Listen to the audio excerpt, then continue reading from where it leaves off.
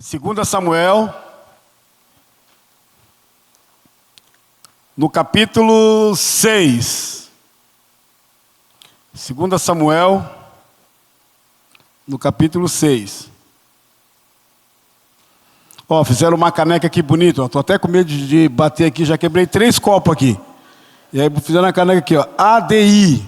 Aqui, ó. Ser igreja é ser um. Acho que eu vou deixar aqui em cima, sabe? Não, tô brincando, vou deixar ali. Então, ADI. Vamos ver se a gente não quebra essa caneca aí, né? 2 Samuel, capítulo 6, versículo 1. Diz assim a palavra do Senhor. Então tornou a Davi a juntar todos os escolhidos de Israel, em número de 30.000. Dispôs-se e com todo o povo que tinha consigo, partiu então e foi para Baá, lá de Judá,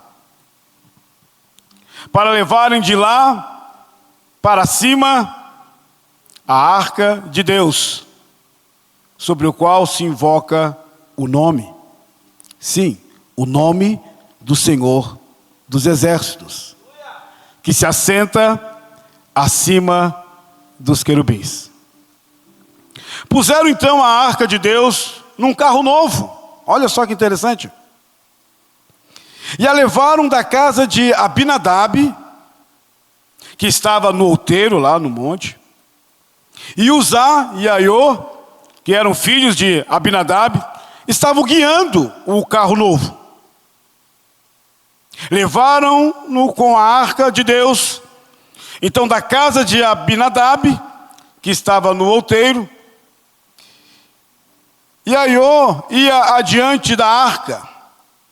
Então Davi e toda a casa de Israel, olha só, presta atenção, estavam se alegrando perante o Senhor. E eles então estavam se alegrando com toda a sorte de instrumento, de pau de faia, com harpas, com saltérios, olha só, com tamborins. Quem gosta de tamborim aí? Ó, tem mais outra coisa aqui, ó, com pandeiros e com símbolos. Então estava uma grande alegria. Que bênção, um louvorzão. E aí, verso 6. Porém, quando chegaram à eira de Nacon, estendeu Uzá a mão à arca de Deus e segurou, porque os bois tropeçaram. Então eles estavam indo naquela carroça, o boi tropeçou numa pedra lá e a arca estava quase que caindo. E Uzá então, ele foi tentar segurar a arca. Olha só o que aconteceu. Então a ira do Senhor se acendeu contra Uzá. E Deus o feriu ali, por irreverência. Segura essa palavra aí. Deus matou esse homem, por irreverência, e morreu ali, junto à arca de Deus. Então Davi se assustou. O texto é forte aqui na minha versão, na sua não sei qual é. Diz assim: desgostou-se Davi, porque o Senhor irrompera contra Uzá. E o Davi chamou aquele lugar Pérez Uzá, até o dia de hoje. Então temeu Davi ao Senhor naquele dia. E o Davi disse: como virá a mim então a arca do Senhor? Fez uma pergunta. Não quis Davi retirar para junto de si a arca do Senhor, ficou com medo, para a cidade de Davi, que é Jerusalém. Mas então fez levar a uma casa de um homem desconhecido, ninguém conhecia ele. A Bíblia agora vai dizer o nome dele. O nome dele é Obed-edom, o geteu. Então ficou a arca do Senhor em casa de Obed-edom, o geteu. 3 meses ficou lá. Todo mundo ficou assustado, a arca ficou lá 3 meses. E aí o que aconteceu? Porém o Senhor abençoou toda a sua casa. Verso 12, o texto é longo, mas vamos só para o verso 12 aqui.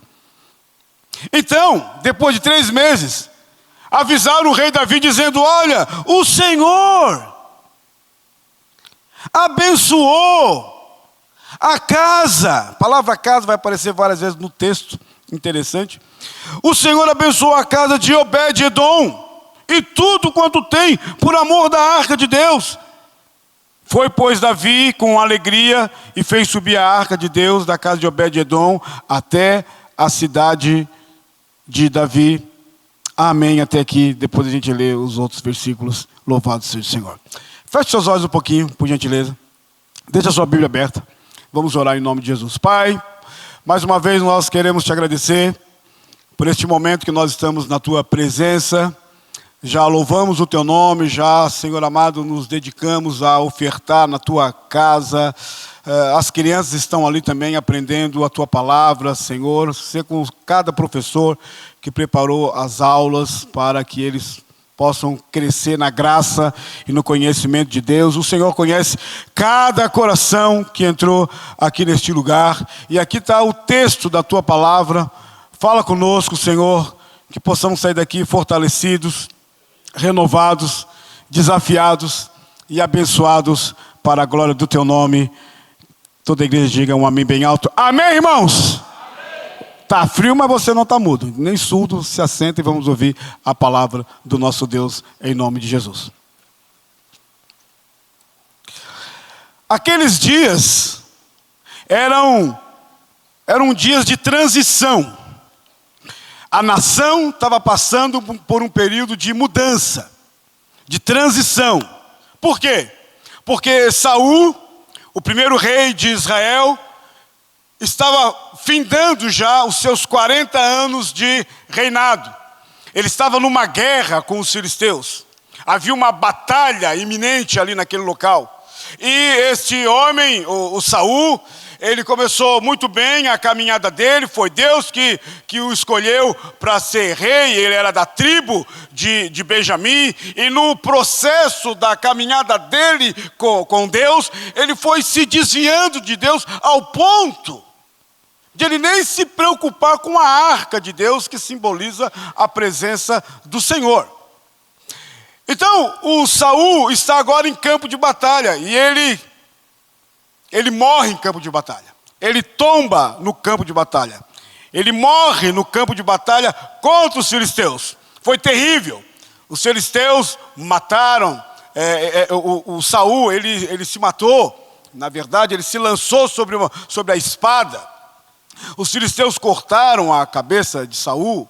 Os filisteus colocaram aquela cabeça como uma exposição vergonhosa, vexatória da nação de Israel. Então, era um período de transição. Todavia, Deus já tinha chamado Davi para ser rei. E Davi, ele estava lá trabalhando na casa do seu pai. Ele era pastor de ovelhas. E Deus falou para um homem chamado Samuel, e disse: Samuel, pega o chifre de azeite, vai até Belém, e eu quero que você unja um dos filhos de Jessé, porque ele vai ser rei em Israel. Samuel foi lá, ungiu Davi, para encurtar a história, e o Espírito Santo se apossou de Davi, e a partir dali então, Davi começou a viver a vida dele com Deus. Ele era um jovem que vivia uma vida santa, ele era um jovem que vivia uma vida de adoração, e Deus então ungiu Davi como rei, mas o reinado ainda estava sobre Saul. Tanto é que Saul perseguiu Davi. Depois o Davi matou o gigante Golias. O Davi fez parte também da família real, porque casou com a filha de Saul, que está aqui no texto, a Mical. E agora o Saul, ele morre no campo de batalha, depois de 40 anos sendo rei em Israel. E agora chega a vez de Davi. Davi está assumindo a nação. Davi está assumindo o trono. É bem verdade, não quero entrar em muitos detalhes aqui, que ele vai governar durante 7 anos só para a tribo de Judá, e depois, durante os 33 anos, para toda a nação de Israel, ou seja, as 12 tribos.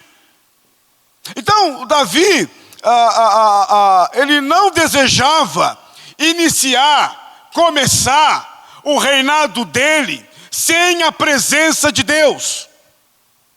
Quando Davi sentou no trono, ele disse: não, mas Deus tem que estar aqui junto nesse lugar. Eu não quero iniciar nada, eu não quero dar um passo, não quero fazer nada se a presença do Senhor não estiver aqui. Eu preciso da orientação de Deus e eu preciso da sua maravilhosa graça.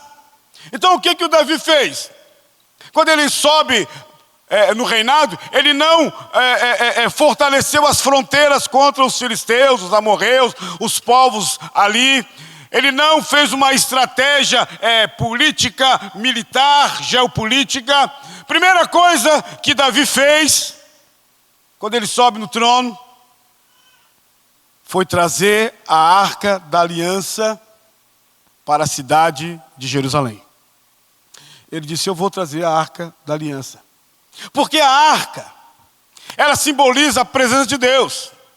Porque a arca, ela foi ordenada por Deus para que Moisés desse ordem a um homem chamado Bezaleel fazer a arca, conforme estava ordenado, por exemplo, em Êxodo 35 e também em Êxodo 37. Então a arca da aliança, ou do testemunho, ou a arca do Senhor, ela foi burilada, ela foi trabalhada, preste atenção, primeiro na madeira de acácia.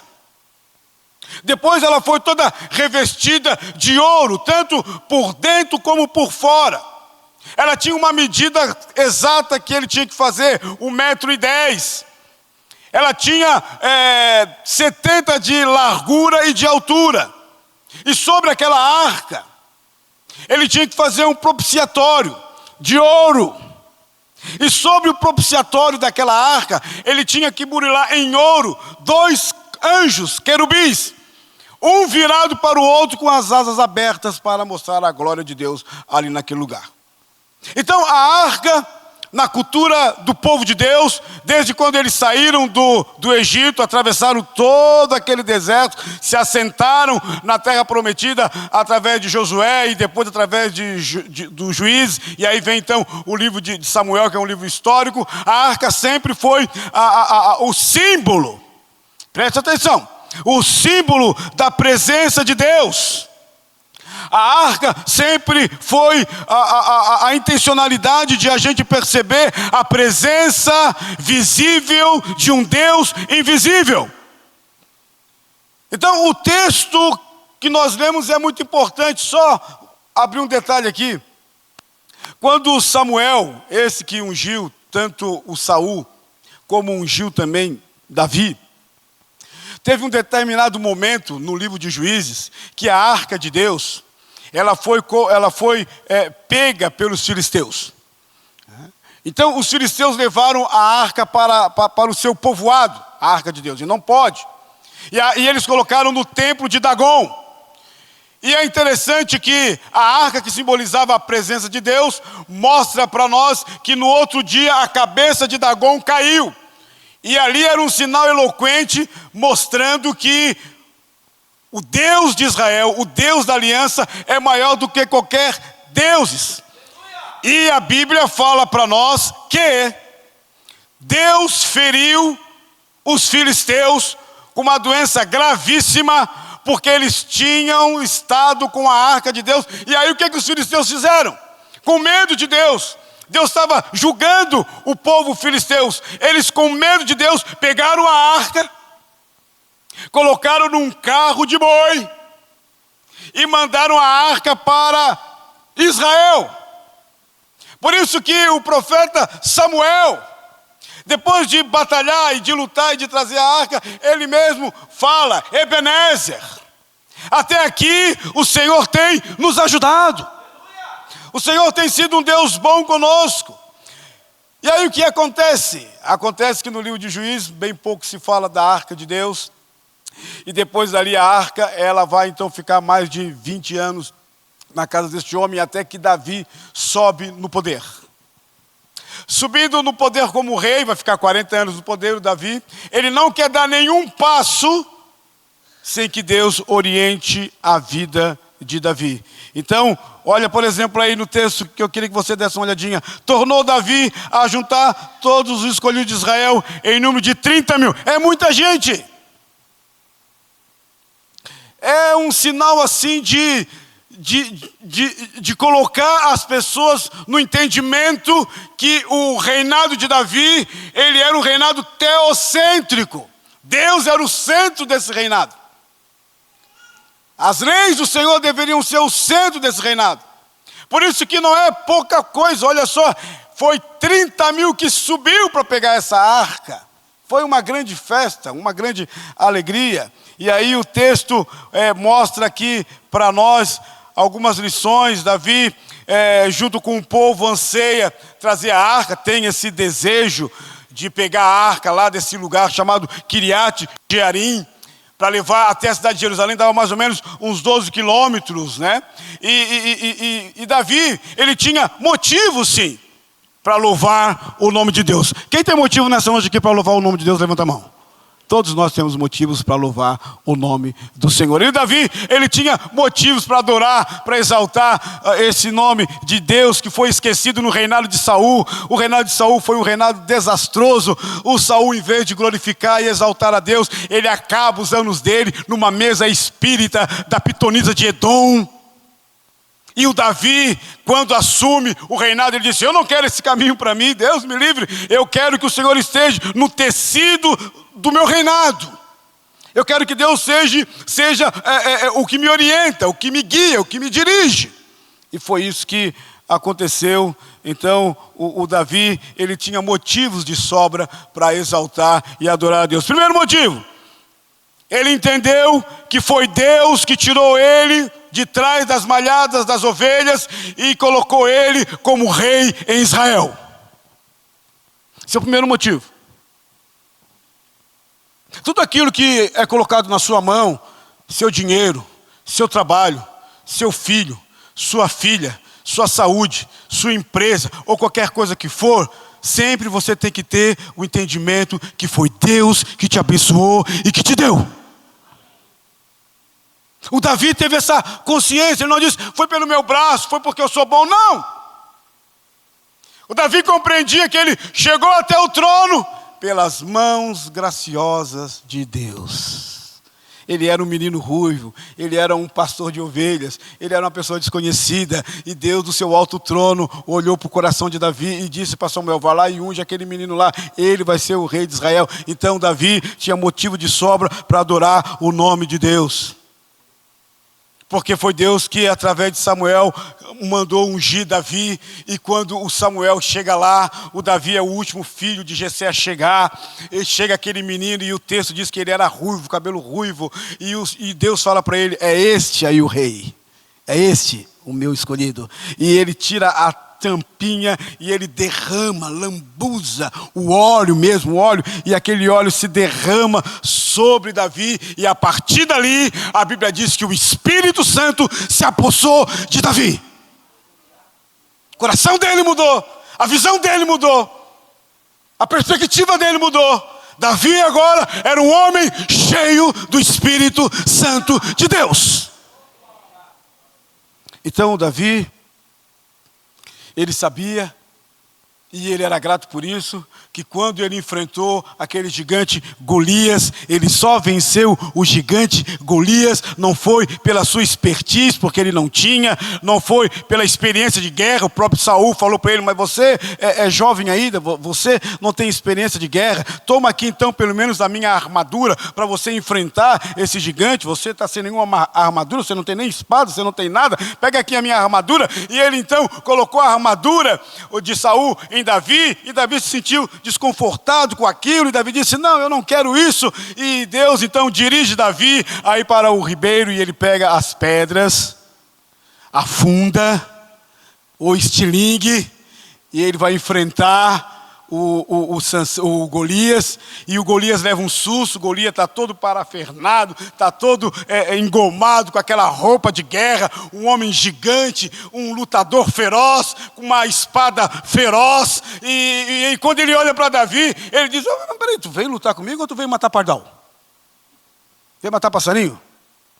E o Davi olha para Golias e diz assim, e o Golias amaldiçoa o Davi. O Golias é uma batalha espiritual ali também, não é só uma batalha física. O Golias, ele diz para Davi, ele diz: eu te amaldiçoo pelos meus deuses. E o Davi olhou para ele e disse: eu vou contra ti em nome do Senhor dos Exércitos. E ele pega o estilingue dele, e ele lança aquela pedra, e a pedra voa, e por trás daquela pedra, obviamente, está a mão potente de Deus, que trava aquela pedra na cabeça de Golias, e o Golias morre. Então Davi sabia que a vitória dele sobre os gigantes veio pela mão de Deus, como eu e você sabemos também. Se você não sabe, comece a aprender. Os gigantes da tua vida que se levantam, as intempéries, os problemas e um monte de coisas que se agigantam diante de ti, você só vai vencer pelo poder de Deus. Só pelo poder de Deus. Então Davi, ele era muito grato, porque Deus era aquele Deus que inspirou ele a escrever vários salmos que você está lendo aí e que você tem na sua Bíblia. Ele era um homem ungido. Ele era um homem que, quando pegava a sua harpa e tocava, o Saul, que tinha um espírito maligno sobre ele, quando Davi tocava, aquele espírito saía. Davi era uma pessoa ungida por Deus. Então ele colocou no coração dele, ele disse: mas que coisa, eu não vou começar o meu reinado se a arca de Deus não estiver aqui na cidade de Jerusalém que eu conquistei.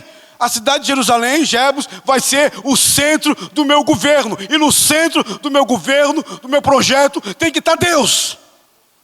Então eu tenho que trazer a arca. E onde é que está a arca? A arca está lá na casa de Abinadab. E aí o Davi, ele disse: vamos lá então em Kiriat Jearim, pegar a arca. E vai um grupo grande, como eu falei para vocês, mais de 30 mil pessoas. E eles vão com um monte de coisa para adorar o Senhor. E o texto aí fala para nós: tornou Davi a juntar todos os escolhidos de Israel no número de 30 mil. Dispôs-se em todo o povo que tinha consigo, partiu, foi lá para Baalá de Judá, que é Kiriat Jearim, e o texto diz: e para lá levaram para cima a arca de Deus, sobre o qual se invoca o nome de Deus, o nome do Senhor dos Exércitos, que Davi tinha falado para o Golias, que se assenta acima dos querubins, como eu falei, porque na arca tinha 2 querubins que simbolizavam a glória de Deus, e puseram a arca num carro novo. Davi estava bem. Davi tinha uma motivação correta. Davi tinha um desejo certo. Ele não queria andar nessa vida sem a presença e a orientação de Deus. Ele não queria andar na cidade de Tubarão, ou viajar, ou fazer qualquer projeto, sonho, sem que Deus fosse o orientador, o norteador da sua vida. Então Davi, ele tinha um coração bom. Davi era um homem que era espiritual. Todavia, eles fizeram uma coisa que Deus não se agradou.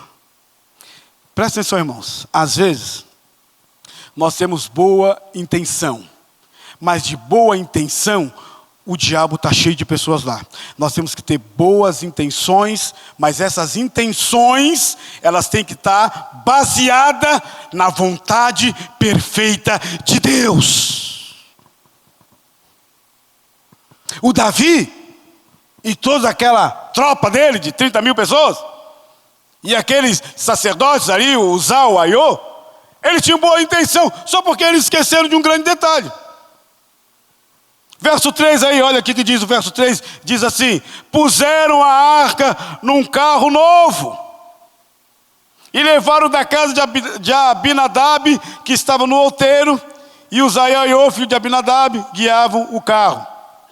Então estava aquela alegria, diz ali que eles estavam cantando, havia muita festa. Então imagina um carro novo, um carro de boi, novo boi na frente, boi novo carro, né? A ideia aqui dos judeus era depois que o carro de boi, ou o carroção levasse a arca, eles iriam queimar.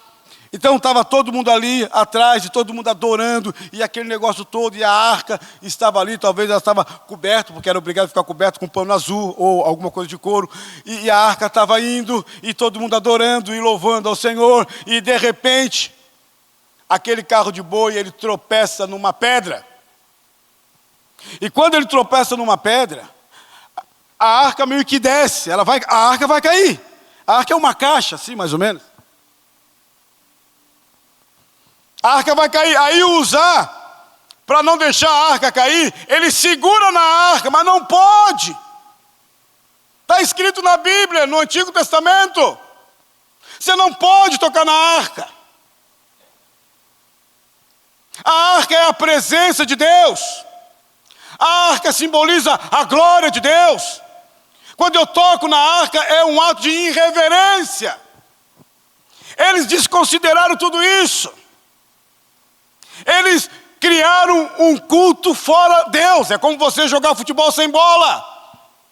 Não tem como você jogar. Se você não prestar atenção no que a Bíblia fala e comunica para mim e para você. A intencionalidade foi boa, mas os métodos foram errados. Colocaram no carro novo para cultuar a Deus sem obedecer a sua palavra, e isso é algo terrível e perigoso. Presta atenção, deixa a chuva cair lá fora. Deixa o Espírito Santo cair aqui dentro do teu coração.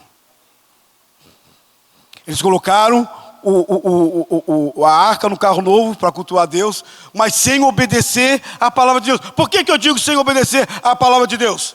Porque na palavra de Deus está escrito: a arca do Senhor só pode ser levada nos ombros. Então havia as varas de ouro, havia as argolas, 4 em cada ponta. Então se colocava a arca aqui, os 4, e não poderia ser qualquer pessoa, tinha que ser os coatitas, tinha que ser da tribo ali de Levi. Então se colocava a arca no ombro e levava a arca no ombro. Quem é que levou a arca no carro de boi? Eu falei para vocês, quem foi que levou? Os filisteus. O que eles estavam imitando? Eles estavam imitando o que os filisteus tinham feito. Eles estavam querendo inovar o culto a Deus. E isso é um problema seríssimo. Por quê? Porque quando eles colocam a arca no carro de boi e não chamam os levitas, as pessoas escolhidas por Deus para transportar a arca no ombro, eles estão simplesmente desvalorizando a palavra de Deus, que dizia que eles tinham que carregar nos ombros os levitas entre as argolas. Olha só, irmãos, você que está nessa noite aqui me ouvindo, a importância de nós meditarmos nessa palavra, para a gente não quebrar a nossa cara, de nós mergulharmos o nosso coração e a nossa mente e o nosso tempo a estudar a Bíblia. Sexta-feira agora, no Pulse, que é os adolescentes, era um culto de perguntas para mim. E uma das perguntas de diversas que teve foi: como é que eu devo ler a Bíblia? Por onde eu começo? Os adolescentes perguntaram. E eu falei: bem, a Bíblia, ela foi escrita por 40 autores ao longo de 1200 anos. A Bíblia tem Antigo e Novo Testamento. A Bíblia tem 39 livros no Antigo, 27 livros no Novo. No Antigo começa com Gênesis, acaba em Malaquias. No Novo começa com Mateus, acaba em Apocalipse. E existem vários gêneros literários para a gente compreender a Bíblia. Então eu disse para eles: a minha opinião para vocês iniciar a Bíblia é: vocês esquecem o Antigo Testamento, depois você lê o Antigo. Começa pelo livro de João. Porque o livro de João vai mostrar que Jesus Cristo é Deus. No princípio era o Verbo, e o Verbo estava com Deus, e o Verbo era Deus. Ele estava no princípio com Deus, e todas as coisas foram feitas por intermédio dele, e sem ele nada do que foi feito se fez. E o Verbo se fez carne e habitou entre nós, e vimos a sua glória como a glória de Deus, cheio de graça e de verdade. João apresenta Jesus como Deus, E depois João lança Jesus e mostra Jesus no casamento, para mostrar a importância da família. Depois mostra Jesus no capítulo 3 com Nicodemos, para mostrar a importância do nascer de novo. Vida cristã não é uma coisa religiosa. Você tem que nascer da água e do Espírito, no poder de Deus no seu coração. E depois no capítulo 3, João mostra que Jesus se encontra com a mulher samaritana e fala para ela: eu sou a água da vida. Se você beber da minha água que eu dou, você não vai ter mais sede. Então João é um livro exato para a gente iniciar a Bíblia e depois mergulhar em outros textos. Qual é o problema hoje? É que a gente fica inventando um monte de carro novo. E aí aí Deus vai punindo a gente vai quebrando a cara, porque a gente não para olhar e pensar no que a Bíblia fala sobre isso, sobre aquilo ou sobre aquilo outro. O que a Bíblia fala sobre a educação de filhos? O que a Bíblia fala sobre o marido amar a esposa? O que a Bíblia fala sobre a esposa honrar o marido? O que a Bíblia fala sobre o filho honrar pai e mãe? E assim vai. O que a Bíblia fala? Quando a gente inventa carro novo, começa a dar problema na nossa vida espiritual. Começa a dar problema na nossa vida com Deus. Foi o que aconteceu aqui com Davi. Davi era um homem sério, mas ele não observou a palavra do nosso Deus. Eles preferiram copiar a moda do mundo que está aí fora. Irmãos, eu e você, nós não temos nada a ver com este mundo que está aí fora, a não ser pregar para este mundo, evangelizar este mundo. Mas os princípios do mundo não podem estar no tecido da tua casa, da tua família e nem da tua vida. Quem deve ser o primeiro na sua vida é Deus, é o Senhor. E aí o que aconteceu? Eles preferiram copiar a moda dos filisteus e colocaram a arca no carro de boi novo. Pode ser carro de boi novo, pode ser tudo bonito. Se não tiver a presença de Deus, tudo morre, tudo murcha, nada fica em pé. E aí o verso 4 e 5, para a gente correr aqui um pouquinho, diz assim: levaram-na com a arca de Deus na casa de Abinadab, e estava no outeiro, e Aiô, e adiante da arca. Davi e toda a casa de Israel alegraram, todo mundo feliz, todo mundo alegre, com toda a sorte de instrumento e tudo mais. Quando chegaram ali na eira de Nacon, estendeu Uzá. Uzá também, ele teve uma atitude errada. Ele sabia que não poderia colocar a mão na arca, e Davi estava alegre, e havia instrumentos, e havia muita adoração ali naquele lugar. Mas sabe o que não havia? Não havia temor de Deus no coração. É a mesma coisa você chegar aqui, adorar, louvar, tem um instrumento, tudo, saiu daquela porta lá, você não tem temor de Deus, você não compreende que Deus é esse Deus onipresente, onisciente, que te vê em todo lugar. Você acha que depois que saiu dali, a segunda-feira você faz o que você bem entende da sua vida. Não, Deus não fica preso aqui nesse templo quando a gente fecha, quando o último fecha a porta. Deus, ele vai conosco aonde nós estamos, e Deus olha para a minha vida, lá na arena da vida, e Deus percebe quem é o Carlos lá na arena da vida. Lá quando ninguém me vê, quem eu sou. Então eles aqui, eles fizeram uma adoração maravilhosa, e um monte de instrumento e tudo mais, só porque faltou o quê? Temor. Faltou o quê? Observar a palavra de Deus. Eles fizeram o culto conforme a maneira deles. Irmãos, o culto não é conforme a minha maneira. O culto é conforme a maneira de Deus. Eu não venho no culto para assistir um culto. Eu venho aqui para prestar um culto a Deus. Tem gente que sai do culto e diz: o culto hoje não foi bom. Mas o culto não foi bom mesmo, porque o culto não foi para você. O culto é para Deus. O culto hoje não foi bom, estava um peso. Desgrama de culto. Não, você está errado. Porque o culto não é para homens.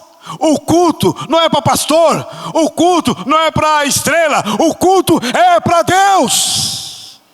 Eu presto um serviço cultico a Deus, ao Senhor. E eles aqui, o que aconteceu? Eles estavam com o coração totalmente equivocado. Eles fizeram um culto conforme a maneira deles e não de Deus. Deus não era o centro daquele culto. Eles tinham uma motivação boa, mas uma atitude errada. E aí, irmãos, olha só.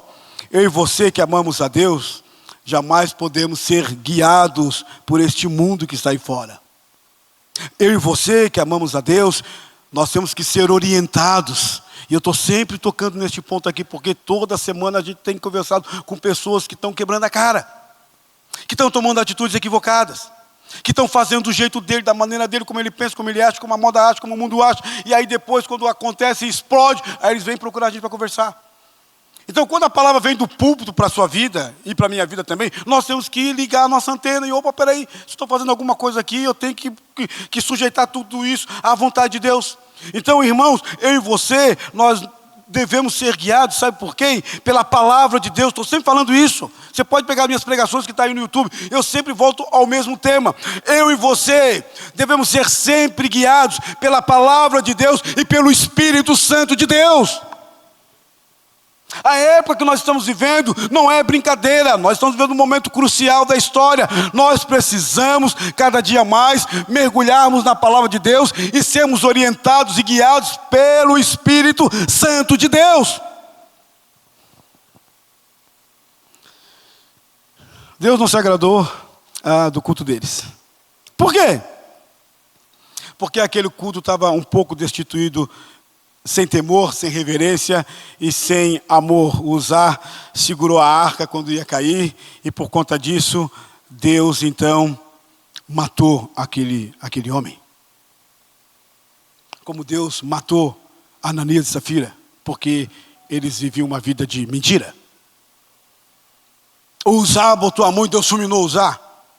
É verdade que a Bíblia fala para nós que o nosso Deus é um Deus que é misericordioso, é um Deus que é amoroso, é um Deus que Ele é bom, mas a Bíblia também fala para nós, presta atenção, que Deus é justiça e Deus também se ira.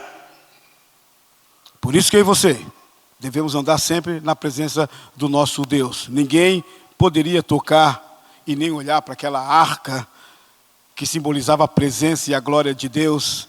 Sabe o que tinha dentro da arca?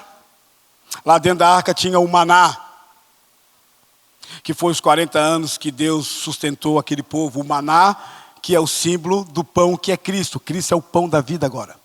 Lá dentro daquela arca tinha as 2 tábuas, os 10 mandamentos, que simboliza Cristo também, porque Ele é a palavra de Deus, Ele é o verbo. Lá naquela arca tinha a vara de Arão seca que floresceu, que simboliza Cristo também, porque Cristo Ele ressuscitou.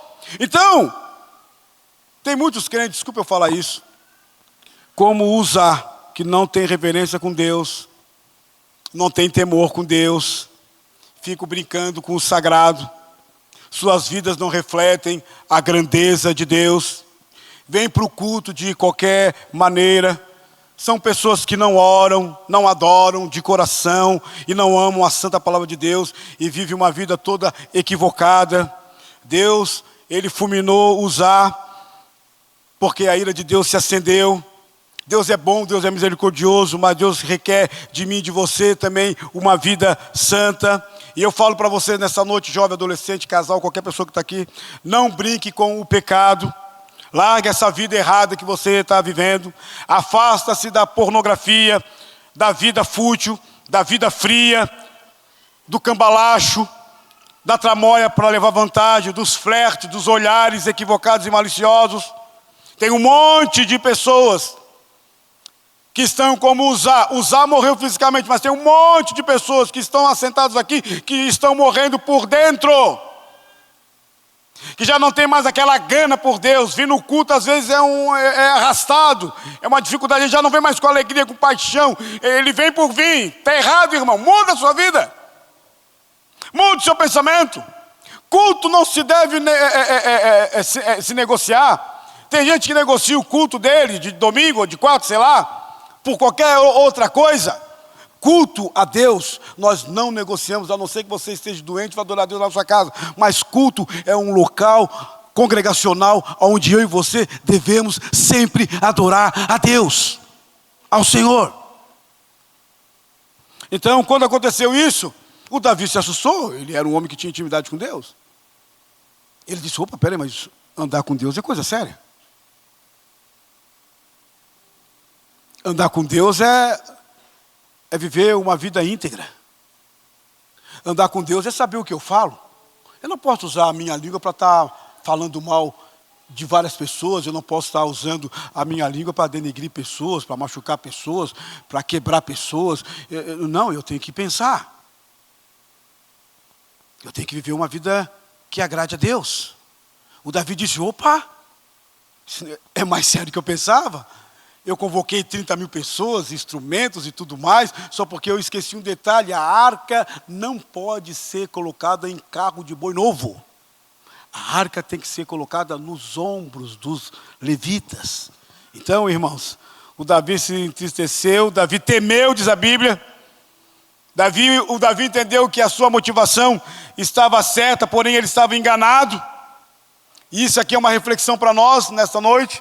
Às vezes a gente tem a motivação certa de vir, mas às vezes a gente está sendo enganado por algumas coisas, então a gente tem que repensar, o Espírito Santo falar conosco e a gente mudar de rumo. Então o Davi se entristeceu, ele estava enganado, o culto dele estava meio complicado, como hoje, irmãos. Outro dia eu vi um batismo, não sei se você viu. Sabe como é que era o batismo? O batismo era o seguinte, a galera descia do tobogã de tanga e vinha, descia assim, ó, aí começava lá em cima, em nome do Pai, aí caía do Filho, e quando caía na água, e do Espírito Santo. Coisa estranha, pessoal. Outro dia uma pessoa falou para mim, ele é aqui da igreja, e ele foi batizado, mas não vou dizer o nome dele. E ele falou, pastor, eu quero me batizar de novo. Eu falei, mas por quê? Não, porque quando eu aceitei Jesus, na igreja tal que eu ia, eu falei para o pessoal, eu aceitei Jesus. Aí 2 rapazes lá que não são líderes, não eram nada, eles falaram, não, peraí, então vem aqui já que nós já vamos te batizar. E me pegaram e me levaram para o banheiro, um banheirinho pequenininho, me levaram para o banheiro. Aí tinha um balde lá, encheram de água e pegaram e derramaram sobre a minha cabeça e falaram em nome do Pai, do Filho, está batizado. Aí eu falei, tá, mas esse é o batismo, já está batizado. Mas isso nunca saiu do meu coração. Eu falei, não, eu queria um batismo como vocês fazem lá, um batismo assim. Tal. Eu falei, não, então tu tem que descer as águas do batismo. Aí eu batizei ele, não sei se vocês lembram que até eu deixei ele quase 2 minutos debaixo d'água. Fica aí, para tu não se desviar. Levanta. A Cida ficou até brava comigo. Aí eu falei, tu ficasse chateado que eu te deixei ali quase uns 2 minutos. Ele falou, não, eu achei uma glória eu ali naquela água, Senhor. Porque ele é surfista, né? Que maravilha, Deus. Tal.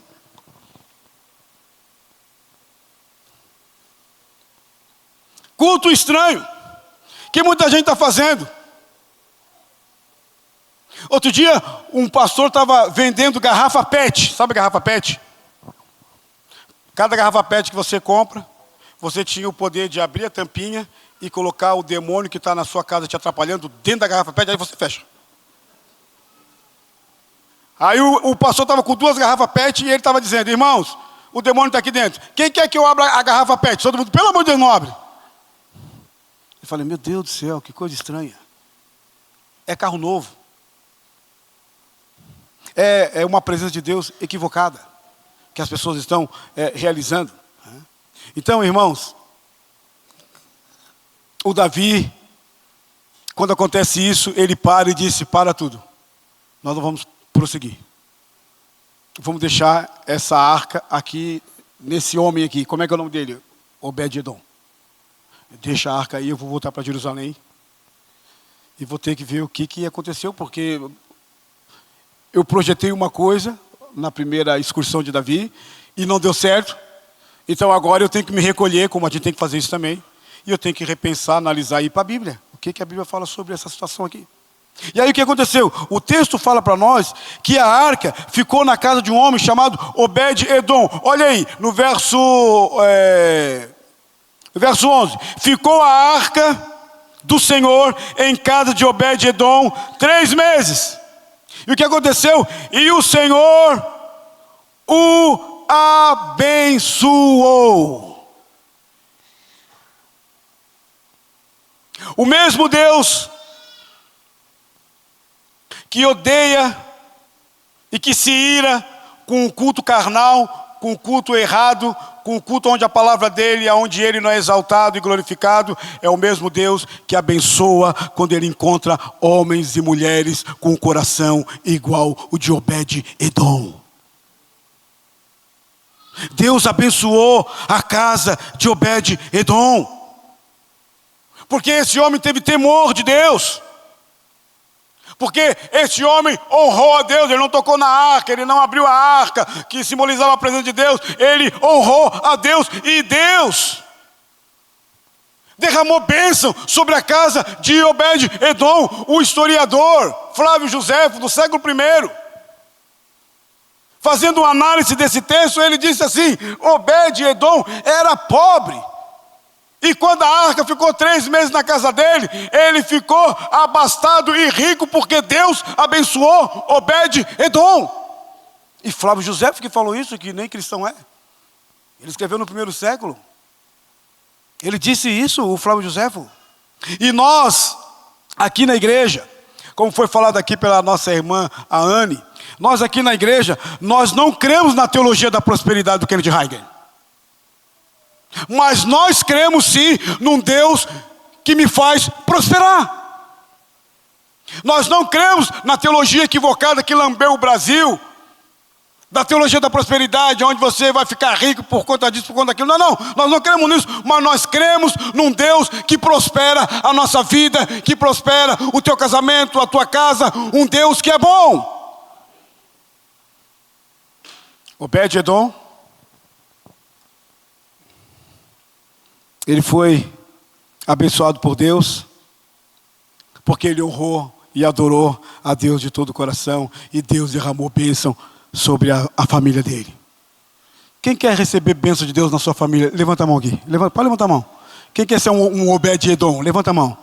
Irmãos, eu quero declarar em nome de Jesus que Deus vai abençoar a sua casa, a sua família. Deus é o Deus da bênção. O Deus que nós servimos não é um Deus morto, o Deus que nós servimos é um Deus vivo. E ele abençoou o Obed-Edom, e até que a Bíblia diz que quando Davi ouviu falar que Deus abençoou Obed-Edom, ele se animou e disse: então vamos buscar a arca. E o Davi foi. E aí agora eles foram diferentes. Como é que eles fizeram agora? Eles não botaram mais no carro de boi. Os levitas colocaram a arca nos ombros. Sabe por quê? Porque Deus deseja que eu e você que estamos aqui nessa noite, andamos pela rua de Tubarão ou por qualquer lugar que nós formos, e as pessoas devem ver Deus em nós, a glória de Deus em nós. É eu e você que levamos Deus para o mundo. Por isso Jesus Cristo falou: vós sois o sal da terra, nós somos a luz do mundo, nós somos embaixadores de Cristo. É nós que levamos Deus para essa geração perdida que está aí. Então eles fizeram e colocaram a arca sobre o ombro e andaram 6 passos, está aí na Bíblia, 1, 2, pararam, e aí sacrificaram um animal. Quando eles sacrificaram o animal, Deus recebeu o sacrifício. Então o texto diz que eles foram caminhando durante 12 quilômetros, adorando, exaltando e glorificando o nome de Deus. E Davi começou então a adorar ao Senhor. O texto fala para nós que Davi começou a dançar, começou a cantar, começou a exaltar, e todo mundo se alegrou na presença do nosso Deus. E é isso que Deus deseja de mim e de você, que nós tenhamos um coração de adoração, um coração cheio da graça do Senhor, que nós chegamos aqui nesta noite, no domingo que vem ou hoje, a gente já chega com o nosso coração aberto para adorar a Deus, levantar a nossa mão, cantar, ouvir a sua palavra, e a partir de amanhã, o início da semana, exaltar a Deus lá no nosso trabalho, na nossa casa, no nosso serviço, porque a presença do Senhor sempre é presente em nós.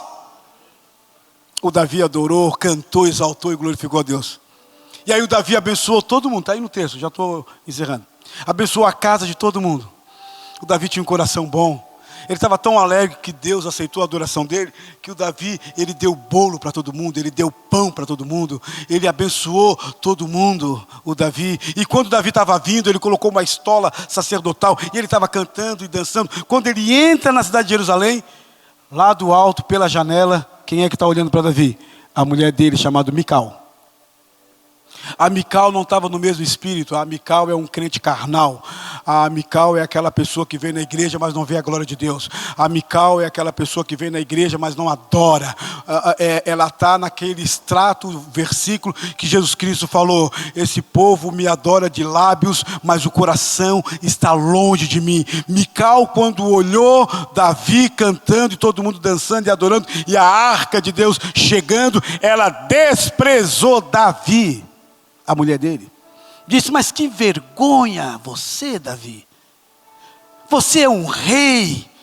Você teve uma postura de um moleque, de uma pessoa que não tem a patente de um rei. E ela criticou Davi. E o Davi, sabe o que falou para ela? Eu encerro aqui com a palavra de Davi. Davi disse para ela assim, ó: Mical, eu estou na presença do Senhor. Davi falou para Mical, sua esposa: Mical, foi Deus que me escolheu. Mical, perante o Senhor é que eu estou me alegrando. Davi continuou dizendo: Mical, perante o Senhor eu sempre irei me humilhar. Mical, perante o Senhor eu sempre irei adorá-lo. Sabe o que Deus fez com Mical? Deus pesou a mão sobre Mical. E a partir dali aquela mulher nunca mais pôde ter filho. Ela não tinha filho e nunca mais pôde ter filho, porque ela teve uma visão de reino equivocada. Ela julgou o seu marido quando eles estavam trazendo a glória de Deus para a cidade de Jerusalém. E o Davi, ele falou uma coisa interessante. Ele acaba dizendo o seguinte: perante o Senhor é que eu me alegro. É perante o Senhor. E eu digo, irmãos, assim como Mical, o inimigo das nossas almas, não quer que eu e você louvemos a Deus com liberdade, com temor. Não deseja que eu e você leiamos a Bíblia de todo o nosso coração. O inimigo da nossa alma e também o mundo aí fora, ele quer nos desestimular, como fez Mical com Davi. Eles querem silenciar a nossa adoração diante de Deus.